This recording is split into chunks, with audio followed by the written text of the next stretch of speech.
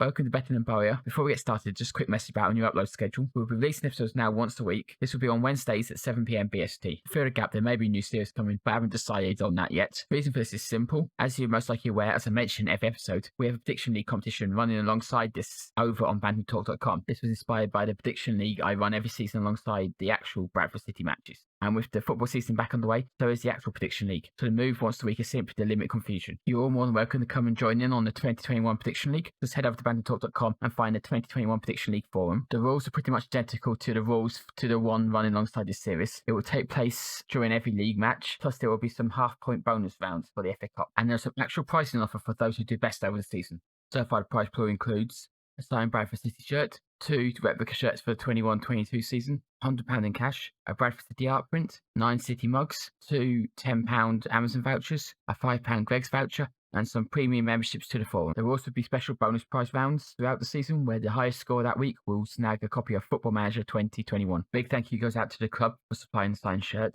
D Griffin Art and Design for the art print, and 6 Yards Out for the mugs. Also to the various forum members who donated prizes. So if any of that catches your eye, head over to bantamtalk.com where the first match entry thread is now open. Anyway, let's get back to why you're all here, and that's the next episode of Better Than Bowyer. Before today's match, let's check in on how the Prediction League for this series is going. So while the top two remain unchanged, Padma scored one more point than Bantam 2708, so close to the gap. Stafford Bantam falls one place to third and is joined by R. Carroll, who jumps up one place. Ujas jumps 2 places to join fifth, and Bruce Bannister falls 2 places to 7th. Outside the top 10, Mighty Bantam jumps 1 place to 13th, while Lord Bobby falls 1 place to 15th, where he's joined by Big Rod, who jumps 1 place.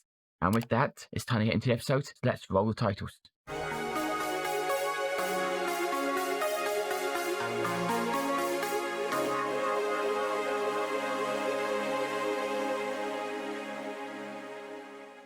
Welcome game week 36 in Sky Bet League 2. They were at home to third place Plymouth. We've been on a run of playing teams recently who have been in the strongest form in the league, and today is no different. So it's going to be a tough one. Before we look at the team news and the lineups, let's check in on what happened between episodes. First up, we lost Tyler French to a tight hamstring in training. He's only backup, but we have a lack of depth when it comes to players who can play right back, so losing another one is problematic. Next up, we had the announcement of Team of the Week. Seems like a nation's ready to play in one of these. Highlights how patchy our form has been recently. However, Cook makes it into this one. Hopefully him and the other players will kick on and start straight up in these more often. Next, we lost our third choice goalkeeper, Sykes Kenworthy. He suffered a pulled groin while jumping for the ball in training. We haven't been forced to use even O'Donnell due to injury, so hopefully losing a third choice shouldn't matter. And that is everything. Thankfully, nothing major happened like last episode. Now back to the team news and lineups. Again, I think our team news is broken, as we're actually without Henry and French, but it says we have no injuries. Plymouth are missing 3 of their players with injury. So we've gone back to try and test the formation after last game's experiment.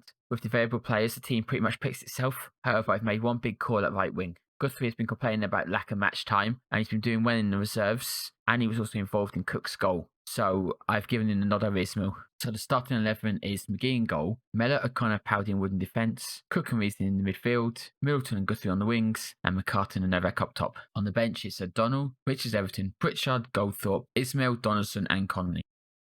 Team talk wise, we're going to go positive and 10 and do it for the fans. For the defenders, we're going to go positive, and I want you to give me a good defensive display. Midfield, we're going to do the same. And attack, we'll do the same again. Can't get the match started. Place it to Novak. Novak plays it long to Guthrie. Guthrie, though, loses the ball. Full play trying to press, not a great start. Telford picks up the ball on left wing. Looks inside, plays it to Connor Grant. Connor Grant to Josh Grant. Into Backinson. Backinson finds Sarcevic. Sarcevic shoots McGee with strong hands, tips it over. So Sarcevic has way too much space. Middleton really should be here, which would then prevent him getting the shot off. When it's played into him, he has the gap to strike it down. Long way out, and needs to strike it well. He does. It takes McGee's fingertips to prevent another goal. Edwards plays the ball back to Sarcevic. Sarcevic turns on it and puts dawdles on it, and Powdy robs him. Plays it on McCartan. McCartan controls it, and there's a big gap to run into. Looks to take on Sawyer. Sawyer gets tackled all wrong and hacks him down. Reeves set the resulting free kick. Whips it in the back post. Cook is free, but he heads over the bar. Sawyer to Josh Grant. Josh Grant has nowhere to go, so plays back to Sawyer. Sawyer looks up and plays it long over the top. Telford is in. He drives into the box, glides the shot, but brilliant tackle by O'Connor. It's worth taking another look at this. Sawyer does well to spot Telford's run. He hits it perfectly. Telford doesn't need to adjust his stride. If we freeze it here, we can see that O'Connor has a lot of the ground to make up. Looks like he has no chance of getting back. The one steering grace for us is Telford's a little wider than ideal. He can't just set himself and shoot. He needs to cut inside, which gives O'Connor some time to get back. The side challenge is perfectly timed, and he blocks the shot away. Connor Grant with a free kick. Peck nods it on, and Edwards has to score, but Powdy has it clear. Peck picks up the ball, plays it back to Grant. Looks to put the ball back in the centre, but Guthrie gets the challenge, and it rolls away for a corner. Reeves puts the ball in the box. Taylor clear. Novak picks up loose ball. Rise the challenge. Plays in O'Connor. O'Connor smashes at goalwards. The keeper makes a bit of a TV save. Cook's taking a knock. It's a bruised ankle. He isn't demanding to come off, so I might wait until half-time and make a decision then. So at half-time, we have had more shots at 7-5. They've had the better chances, however. They've had 2 clear-cut chances and 1 half chance, while we've had neither. We've controlled possession 55%. Our passing's better this game at 82%. We've won 100% of our 15 tackles. Even our headers one is at 77%, which is amazing for us. McGee has been our best player on 6.8, but once again, the player in the right wing position is our worst. Guthrie should be trying to impress, but at 6.4 isn't doing that. At half-time, I'm going to tell them assertively I'm not happy with their performance. It's fired most of them up. Reeves gets the ball from Mellor, plays it centrally to Cook. Cook switches out wide to Guthrie. Guthrie plays it to Mellor on the overlap. Mellor runs at the defenders. He's held up, plays it inside to McCartan. McCartan then into Cook. Cook lines up a shot, but no, he switches out wide. Wood heading to the byline. Puts in the cross. Guthrie rises highest and nods it back to McCartan. McCartan scores. We're 1-0 up, but no, the linesman's ruled out for offside. Unfortunately, we didn't get the automatic replay of the lines on the screen showing us if it was offside or not, so we're going to have to do this manually by eye. If we pause it right here as he makes contact, the player deemed offside is Guthrie, who has the orange triangle over his head. But he doesn't really look off from this view. It's close, but the front defender seems to be playing Guthrie on. If we zoom in on it, it looks like he's still onside still. The angle doesn't help though, because it gives a false perspective, so we don't really know. It's something I found out when I was drawing lines on the pitch to see if he was offside, as I will demonstrate here. So we have the pink line, which I'm sure we can all agree is running straight along the byline. However, if we move it to the edge of the box, where we have another line used as a guide, it doesn't line up, but as you can see, it's massively out. So to adjust for perspective, I had to draw 2 lines along lines we can use as guides, and then drew another line perfectly in the middle of these 2. We then deleted the one furthest away from the players, and then used this new line as the starting guideline again, and repeated the process until we have just 2 lines that are adjusted for the camera angle. So first of all, we have Guthrie, whose line is in red, and then we have their defensive line, which is in yellow. Their line seems to be ahead of Guthrie's. It's close, but after about an hour of working these lines out, I'm sure Guthrie is onside. Mind you, I now have more respect for VAR officials when it comes to offsides. The camera angles do cause optical illusions, so it's understandable why, as a viewer, you can have a different opinion to the VAR official using geometry to make a decision. It's a good cross by Wood and a majestic leap by Guthrie. He could have gone for goal, but plays it back to McCartan. Something I didn't notice is his initial shot is blocked, but he slams home the rebound. Good finish, makes the incorrect offside more annoying. Edwards finds Hardy with the throw. Hardy crosses and finds Josh Grant. Plays the 1-2 with Connor Grant. Grant shoots. McGee powers it past post. Josh Grant and Telford. Back to Grant. Grant puts in the cross. Hardy gets across his defender, but heads it over the bar. So Mellor has picked up a thigh injury. We don't actually have a right back on the bench, so I'm going to have to bring on Ben Richards Everton, and then we will have to swap O'Connor with Ben Richards Everton, because O'Connor's better at right back. Callum Reeves creates him with this free kick. He whips it in the back post. Canavan clears it. Finds its way to Sarsovich. Sarsovich dodges on it though. He loses it. McCartan scores, but no, it's been ruled out. Fouled by Guthrie. Was Sarsovich actually fouled here? He's got himself in major trouble at this point. Guthrie's closing in on him, tries to nick the ball, might catch his foot, but he does make a meal of it. Let's make another change. McCartan and Guthrie have both struggled. Going to take off McCartan and bring on Ismail, and then move Guthrie up top. Reeves whips the corner in. Troy heads it clear. Moore picks it up on the edge of the box and tries forward towards our half. Plymouth with the overload developing.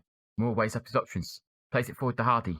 Hardy shoots, but the linesman has his flag up. Criminal that he's straight offside there. Sawyer throws it into the box. O'Connor clears it, but it finds its way back to Sawyer. Sawyer across to Sarsovich. Sarsovich unleashes a shot, but McGee gets his body behind it and saves it with ease. It's a time for one last attack. No, the ref blows the whistle. While I'm not unhappy with the performance, I'm going to go with assertive and you weren't good enough, because we're going to need to play better in the upcoming games. So it was a fairly even game. 11 shots for us to their 10. They had 2 clear-cut chances to our 0, and we had 1 half chance each. We edged possession at 54%. Our passing accuracy was good at 81%. We won 91% of our tackles, and our headers one was at 77%. He on 6.9, and our worst from McCartan on 6.5. He created no chances, although he did score twice, but both were ruled out. If you look at the player stats, we already know McGee got 6.9. He didn't really do anything of note. Mellor only made 1 mistake, which is good for him, although he didn't finish the match, and his mistakes often come in the last 10 minutes. His passing was good at 84%, and he covered 4.4 miles. O'Connor and Paddy both got 6.8. They each made a mistake, and O'Connor made a key pass. Beyond that, they were solid but unspectacular. Connor Wood got 6.9. He made 1 mistake, but he won every tackle he attempted, and he had a 40% success rate on his crossing, which is pretty effective. Reeves completed 91% of his passes. He created 1 chance and had 1 key pass. He got 6.8, which may have been higher if it wasn't for the 2 mistakes. Cook, despite carrying a knock for most of the match, covered 7.4 miles. He really is a workhorse in the team. 87% of his passes found their target, and 2 of those were key passes. He could only get a 6.8, however. Ratings-wise, Guthrie struggled, getting only 6.5. What is interesting, though, is our headers one was much higher than normal, and he won 80% of his. That does suggest we are more of a danger in the air with him in the team. He needs to stop his mistakes and key passes that's around. If it was 3 key passes to 1 mistake, it would be much better than the 3 mistakes to 1 key pass he had. Middleton is the other real workhorse in this team, and he covers 7.5 miles. He made 2 mistakes, but also made 3 key passes and got 6.7. McCartney only got 6.5. We've already mentioned he created no chances, well, at least no legit chances, but he also only made 7 passes all match. Novak got 6.8. He wasn't much better than McCartney, having only created 1 chance. He did make a key pass, however. Ben Richards Everton got 6.7, while Ismail got 6.6. Ismail didn't complete a crossing in 19 minutes he was on the pitch. He did cover 1.7 miles in that time, however, which is impressive. So let's check in the other scores and how it impacts the table. Cambridge hosted bottom club Carlisle. Carlisle held strong for 61 minutes, but El Mizzouni grabbed Cambridge to win. Carlisle remained bottom and actually found themselves getting detached. Cambridge moved up 1 place back into the playoff positions of 7th. Colchester and Cheltenham shared the points with a 1-1 draw. Colchester moved up 1 place to 5th, while Cheltenham dropped 1 place to 8th. They are now outside the playoff spots. Which 4 teams hold the playoff spots seems to change every round. I'm just glad we seem unlikely to get caught up in it. Exeter continued their good form when 4th place Crawley visited. Crawley would have expected an easy win, but Exeter got the only goal of the game. Exeter remaining 21st, but a nice gap to the bottom. Crawley fall 2 places 6th. Forest Green got a routine 2-0 win against Leyton Orient. That sees them close the gap to us by 2 points. Orient dropped 2 places 13th. That most likely puts the end to their playoff push. Grimsby beat Northampton 2-1. Salford went to Macclesfield and won 2-0 through goals from Towell and Rooney. The 2 teams swapped places with Salford in 22nd and Macclesfield in 23rd. Swindon went to Mansfield and got a dominating 4-0 win. That moves Swindon up to 4th. Plymouth have to be looking over their shoulders right now. Crewe took a trip up to Morecambe and came away for a 3-1 win. Crewe still have a real chance of snatching a playoff spot, as they are 9th, only 2 points behind Cambridge. Oldham beat Newport 1-0. Port Vale beat Scunthorpe 2-0 and jumped their way up 3 places to 11th. They're probably just a little too adrift to get to the playoff spots. Stevenage beat Walsall 2-1. They were walking it before Larkin was sent off in the 64th minute. Walsall got 1 back, but Stevenage managed to hold on. That keeps Stevenage in 10th and in the playoff mix.